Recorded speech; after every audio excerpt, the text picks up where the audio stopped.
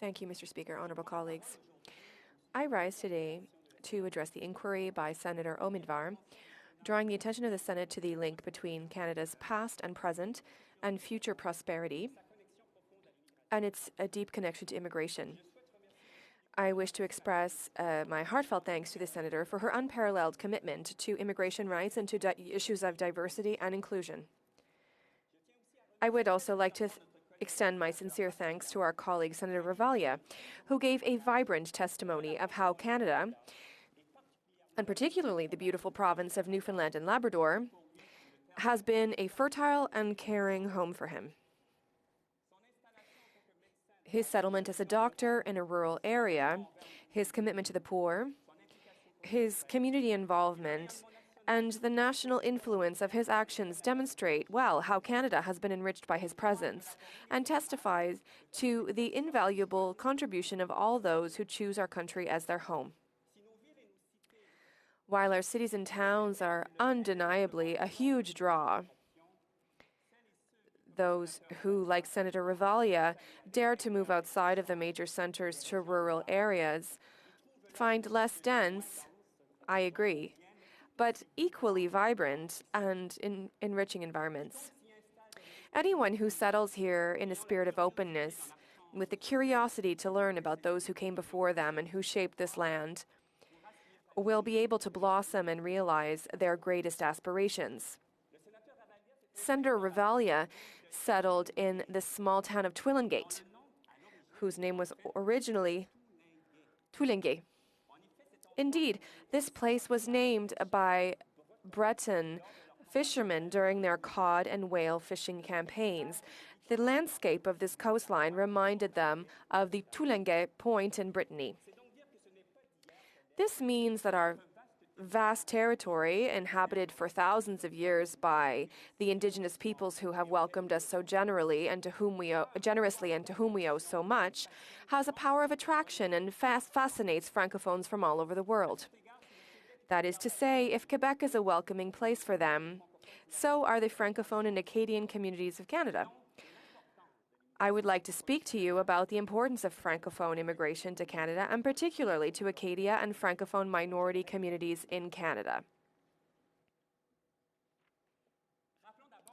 Let us first recall that the purpose of the Immigration and Refugee Protection Act is to, and I quote, enrich and strengthen the social and cultural fabric of Canada, while respecting its federal, bilingual, and multicultural character. Support and assist the development of official language minority communities in Canada. It also states, and I quote, that the interpretation and implementation of this act shall have the effect of supporting the commitment by the Government of Canada to enhance the vitality of the English and French linguistic minority communities in Canada.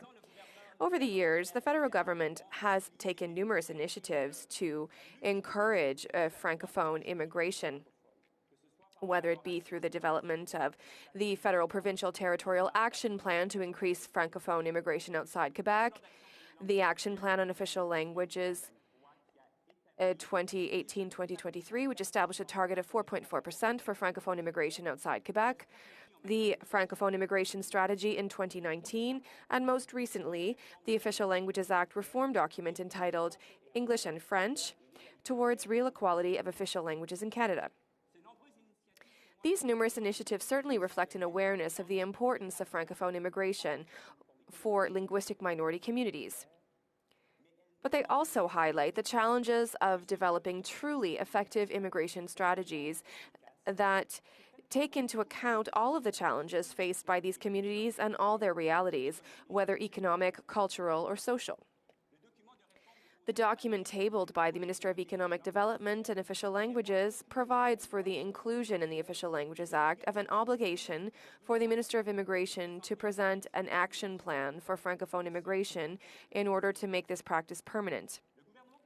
The government therefore proposes that the Modernize Act provide a framework for a Francophone immigration policy and support the Francization of newcomers, and I quote, in a manner that is adapted to the reality of the provinces and territories and in cooperation with the provincial and territorial governments.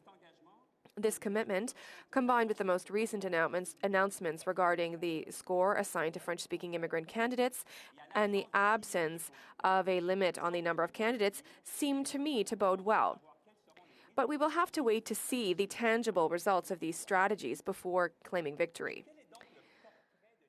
But what is the portrait of Francophone immigration today?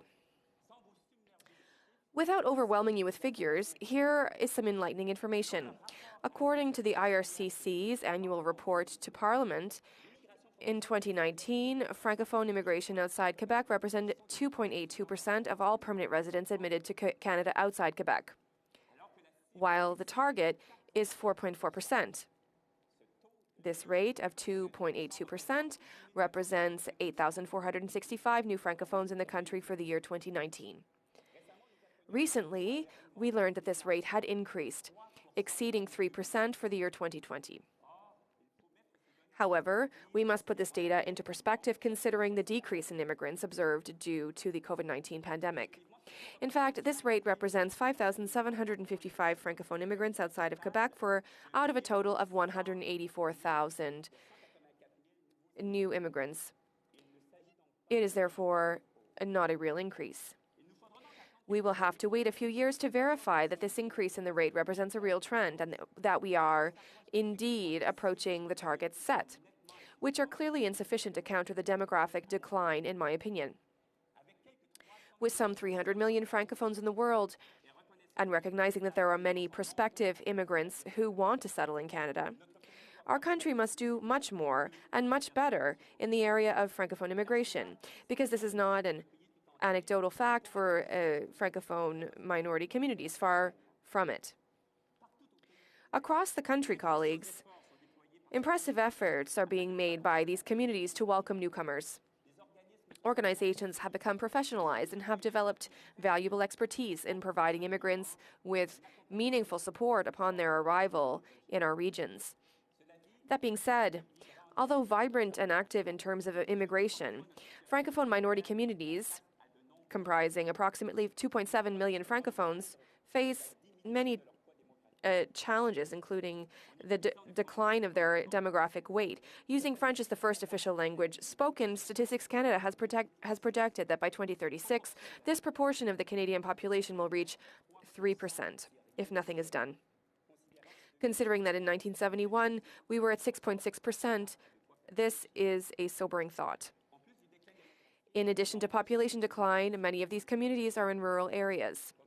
As we know, almost all rural Canada is facing an exodus to the big cities where job opportunities are sometimes more diversified. It is therefore imperative to prioritize concrete immigration actions that take these realities into account. In this regard, I agree with Senator Omidvar when she says, and I quote, that it would be advantageous to have a multidimensional vision and to accept that an economy needs workers and talented people in all positions. End of quote. And I would add this, and this everywhere in the country, as much in rural regions as in urban regions, as much in Francophone communities as in Anglophone communities. Francophone immigration strategies that take all these realities into account would make it possible to truly diversify the distribution of immigration across the country and to move away from the Montreal, Toronto, Vancouver hub that we all know so well. Some studies clearly express the particularity of Francophone minority communities as host communities. The Atlantic region, for example, is characterized by rural areas where multiculturalism is much less present than elsewhere in the country, and where Francophone communities, although a minority, are important and have a strong cultural identity. In this region, the Acadian people make up almost the entire Francophone population.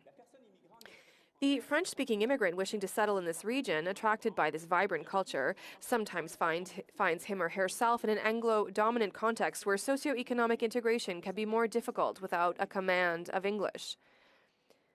Aspiring immigrants must be aware of this reality before settling in. There are several other issues for prospective immigrants in Francophone regions. The information on work opportunities provided prior to their decision to immigrate must be consistent with the reality of the territory. Since integration into the job market is central to the migration project, it is essential to provide them with this information before their arrival. Promotional missions, for example, conducted outside the country must provide aspiring immigrants with clear information about the steps that must be taken to have their diplomas recognized in order to obtain a job that corresponds to the immigrants' expectations. In this regard, important discussions must take place with professional associations for the recognition of diplomas and with post-secondary educational institutions so that the maximum amount of experience acquired by a newcomer is recognized and credited. Finally, information on the cultural, economic, and social context of these communities, as well as on the processes of reception, must be intelligible and culturally appropriate. These are some of the issues facing Francophone and Acadian communities in Canada that the federal, provincial, and territorial governments must take into account in developing and implementing their immigration strategies. In conclusion, I have drawn this portrait of the challenges facing Francophone immigration to minority communities today, primarily to make us aware of this reality. However, I would be remiss, colleagues, if I did not conclude without mentioning the countless successes that Francophone communities in a minority setting have had in welcoming newcomers. Despite the obstacles, these communities work hard to welcome newcomers and are deeply grateful when an immigrant and his or her family choose them to live this immigration experience. In the recent New Brunswick municipal elections, the municipality of Shippagan elected the first Black mayor of African descent in New Brunswick. And we're very proud of that. Mr. Kassim Doumbia, originally from the Ivory Coast, arrived in New Brunswick in 2007. Very active in his community, he has been a Shippagan city councillor since 2010 and is vice president of the Société Nationale de l'Acadie, the organization that represents the Acadian people. I wanted to highlight his commitment to his community and his inspiring career. Colleagues, these people who immigrate are restaurant owners, business people, fishers, and farmers. They are elected officials, academics, educators, students, artists, and managers. They are from all trades and professions. But above all, they are human beings driven by a deep desire to grow, to integrate into our communities, and to contribute to our country.